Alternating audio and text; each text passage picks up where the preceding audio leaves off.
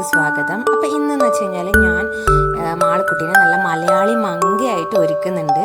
അതായത് നമ്മൾ ഓണമല്ലേ വരാൻ പോകുന്നത്, അപ്പോൾ എല്ലാവർക്കും സ്കൂളിലേക്കും അല്ലെങ്കിൽ എന്തെങ്കിലും പ്രോഗ്രാമിനെല്ലാം നല്ല മലയാളി മങ്ക അല്ലെങ്കിൽ നമ്മളെ കേരള ട്രഡീഷണൽ ഡ്രസ്സിൽ ഒരിക്കലും എങ്ങനെയാണെന്ന് അറിയാത്ത ഒരുപാട് ആളുണ്ടാവും. അപ്പോൾ അതുകൊണ്ട് ഞാനൊന്ന് വീഡിയോ ഇടുന്നേ ഉള്ളൂ. അപ്പോൾ ആദ്യം നമുക്ക് മുടി കെട്ടാം.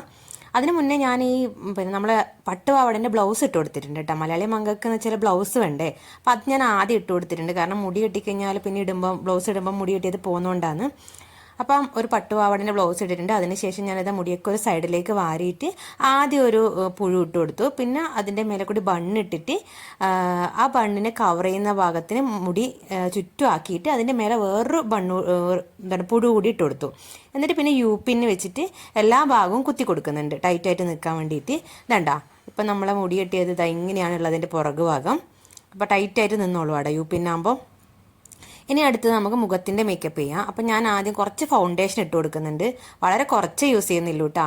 ഞാൻ ഈ വീഡിയോയ്ക്ക് വേണ്ടിയിട്ടായതുകൊണ്ട് എല്ലാം ഒന്നും ഉപയോഗിക്കുന്നില്ല.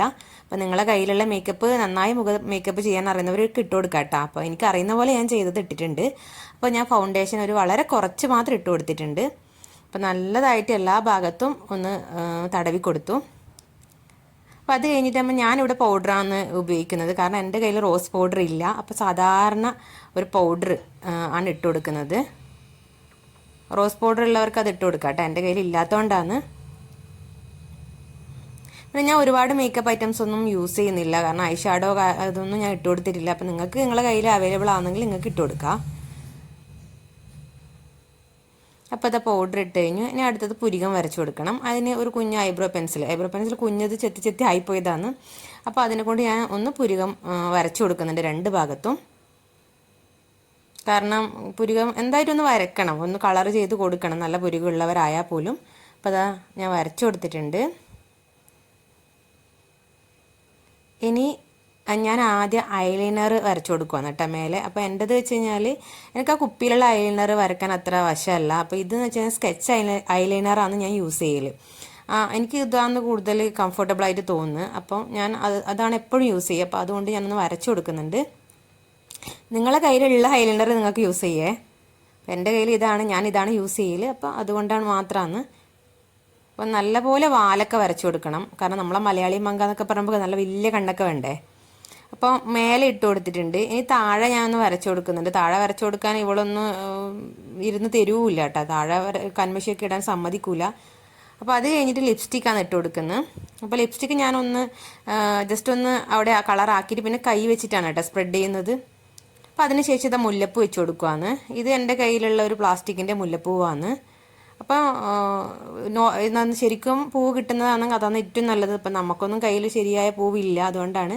ഇനി പൊട്ട് വെക്കാൻ വേണ്ടിയിട്ട് ഞാൻ നമ്മളെ സിന്ദൂരമില്ലേ, നമ്മൾ ലിക്വിഡ് സിന്ദൂരത്തിൻ്റെ ചുമന്ന കളറ് ഒരു ബഡ്സിലാക്കിയിട്ട് ഒരു നല്ല വലിയ വട്ടപ്പൊട്ടാണ് വെച്ച് കൊടുക്കുന്നത് കേട്ടോ. കുറച്ച് വലിപ്പം വേണം. കുറച്ച് സൈഡ് ചെരിഞ്ഞു പോയിട്ടുണ്ട് കേട്ടോ. നിങ്ങൾ വരക്കുമ്പോൾ കറക്റ്റായിട്ട് വരക്കണേ. അപ്പോൾ ഞാൻ ഇനി നെറ്റിച്ചുട്ടിയാണ് വെച്ച് കൊടുക്കുന്നത്. അപ്പോൾ എനിക്ക് ഏതായാലും ഇതേ കളറിന് മാച്ചായത് തന്നെ കിട്ടിയിട്ടുണ്ട്. എൻ്റെ കയ്യിൽ ഓൾറെഡി ഉണ്ടായതാണ്. അത് പച്ച കല്ല് വെച്ച് തന്നെ കിട്ടിയിട്ടുണ്ട് ബ്ലൗസിന് മാച്ചായിട്ട്. എന്നിട്ട് ഹെയർ പിന്ന് കുത്തി കൊടുക്കുന്നുണ്ട്.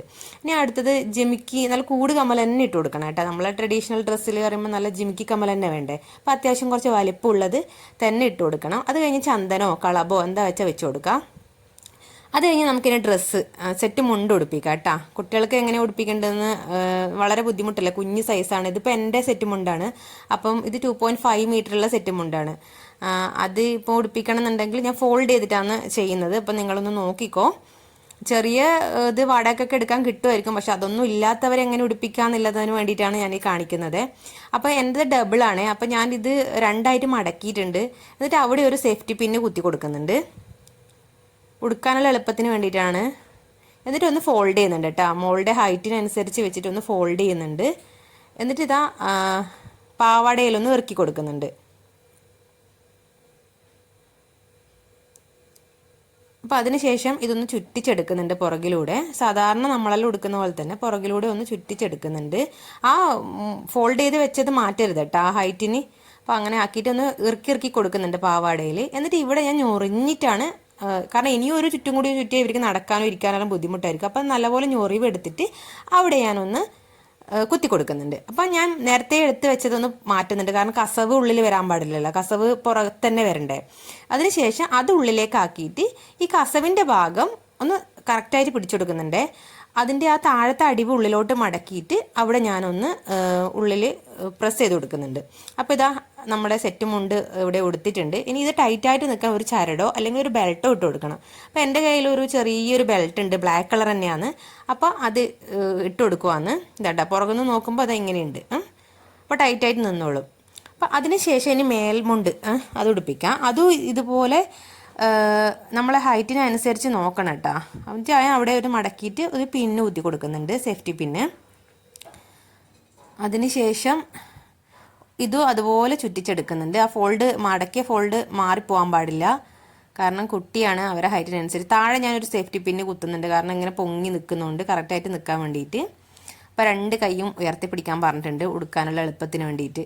അപ്പോൾ അതിനുശേഷം ഞാൻ ഇവിടെ പിന്നെയും ഒരു പിന്നെ തന്നെ കുത്തി കൊടുക്കുന്നുണ്ട്, കാരണം കുട്ടികളാണ്, അവർ അനങ്ങാണ്ടിരിക്കൂല, അപ്പോൾ ഒരു ബുദ്ധിമുട്ടായിരിക്കും.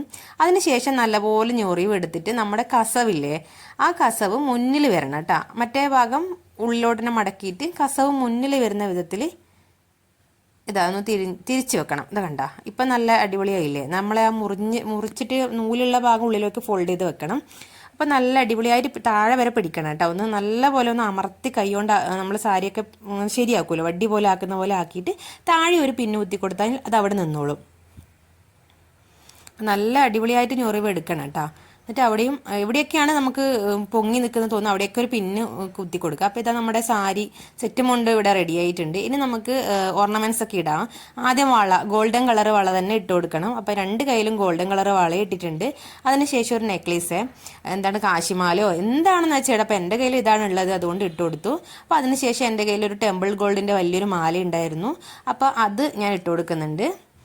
ഇനി നമുക്ക് അരപ്പട്ട. അപ്പോൾ അരപ്പട്ട എൻ്റെ കയ്യിലില്ല, അപ്പോൾ എൻ്റെ ഒരു പഴയ കാശിമാല ഉണ്ടായിരുന്നു. ആ കാശിമാലയ്ക്ക് ഞാനൊരു ഒരു ചരട് കെട്ടിയിട്ട് ബാക്കിൽ അരപ്പട്ടയായിട്ട് കെട്ടിയിടുക ചെയ്യുന്നത്. അപ്പോൾ ഇതാ നമ്മുടെ മലയാളി മങ്ക ഇവിടെ റെഡി ആയിട്ടുണ്ട്. അപ്പോൾ എങ്ങനെയുണ്ട്, നിങ്ങൾക്ക് ഇഷ്ടപ്പെട്ടാ? എങ്ങനെയുണ്ട് എൻ്റെ മലയാളി മങ്കേനെ കാണാൻ വേണ്ടിയിട്ട്? പെട്ടെന്ന് ഒരുങ്ങിയില്ലേ?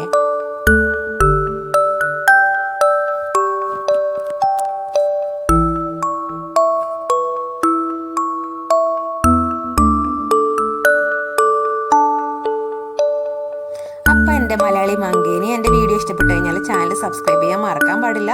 ഓണമൊക്കെ വരുന്നത് കൊണ്ട് നിങ്ങൾക്ക് ഏറെ ഉപകാരപ്പെടുന്നു വിചാരിക്കുന്നു. അപ്പോൾ വീഡിയോ ഇഷ്ടപ്പെട്ടു കഴിഞ്ഞാൽ ലൈക്ക് ചെയ്യണം, സബ്സ്ക്രൈബ് ചെയ്യണം, സപ്പോർട്ട് ചെയ്യണം. അപ്പോൾ വീഡിയോ ആദ്യമായിട്ടാണ് കാണുന്നതുണ്ടെങ്കിൽ നിങ്ങൾ എന്തായാലും സബ്സ്ക്രൈബ് ചെയ്തിട്ട് നിങ്ങളെ ഫ്രണ്ട്സിനൊക്കെ ഒന്ന് ഷെയർ ചെയ്ത് കൊടുക്കാൻ മറക്കാൻ പാടില്ല കേട്ടോ. അപ്പോൾ അത്രയേ ഉള്ളൂ. എല്ലാവർക്കും ഇനി വരാൻ പോകുന്ന ഓണാശംസകൾ നേരുവാണ്. അപ്പോൾ ഹാപ്പി ഓണം.